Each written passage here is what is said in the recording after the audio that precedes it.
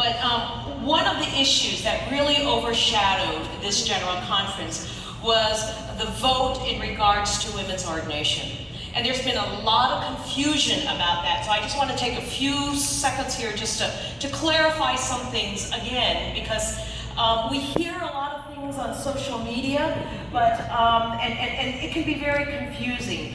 What this vote was all about really was to allow the different divisions in our church. Our church worldwide is divided into various divisions. I think there's what, 12, 13 divisions or These something. are basically continents. So you have like North that. American continent, you have South America, right? Europe, North Europe, South Europe, things like that. Anyway, this vote was centered around allowing or not allowing the individual divisions to make the decision of whether to ordain their women pastors or not. And after a full day, about 8 hours of pretty intense discussion, the vote was taken to not allow individual divisions to make their own decision, to make their own policies in regards to whether women can be ordained. Now, this issue of ordination, again in itself, can be a little bit confusing. So I want to just kind of be very simple in explaining to you what this is all about. All pastors within the Seventh-day Adventist Church are credentialed. And there are two types of credentialing. The first type is a commissioned credential, which is what I have.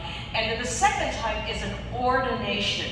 Now let me just step back and say credentialing is really important because we need to be credentialed for legal reasons so that when we marry individuals, they're legally married.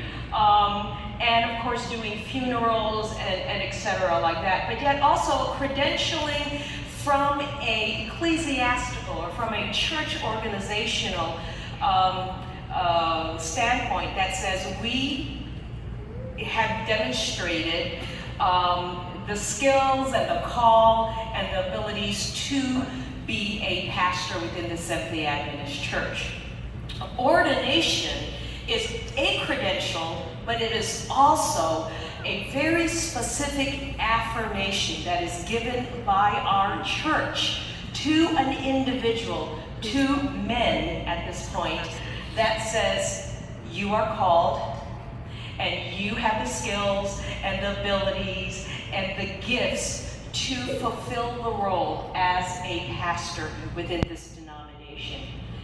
The vote then, this last July, basically says that men can be ordained and receive that formal affirmation from the church. Women, not so.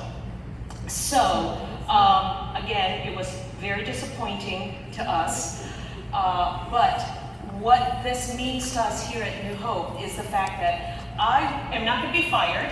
I am going to continue being a pastor in this church because I know I am called. And you have affirmed me in my call. And I want to thank you so very much for that. But I also want to share something with you, a very significant event here in the life of our church. Pastor Mike received his ordination a number of years ago. Like 25. Okay, like 25. I'm just giving you the benefit of the doubt, okay? But he received his ordination. I'm like 35, so it was very early. Very early, right? So he received his ordination. And again, the ordination is an ecclesiastical affirmation that people within our organization and our church see his call to the pastoral ministry.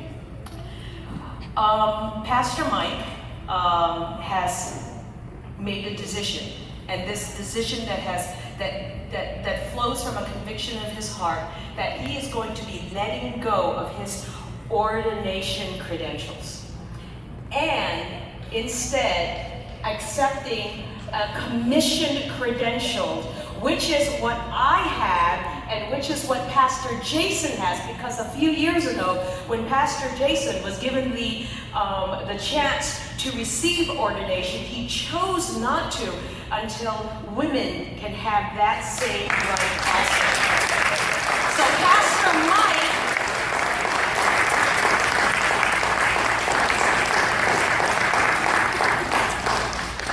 Pastor Mike, in this decision that he has made, is saying, we are all equal. That's right. We are all equal.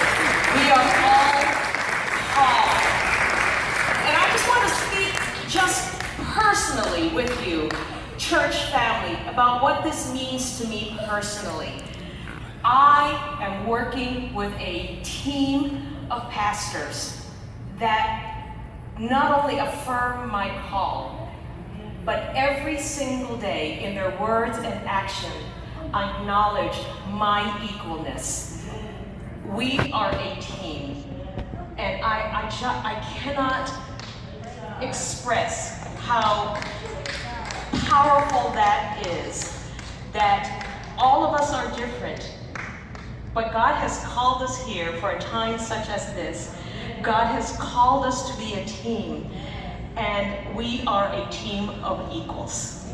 And we are just privileged to be able to not only minister to you, but minister with you in partnership, in growing together to live out the kingdom wherever we are. And so we want to thank you so much for that privilege, church. And we are excited to see what God is going to do beginning this moment and in the future of our church.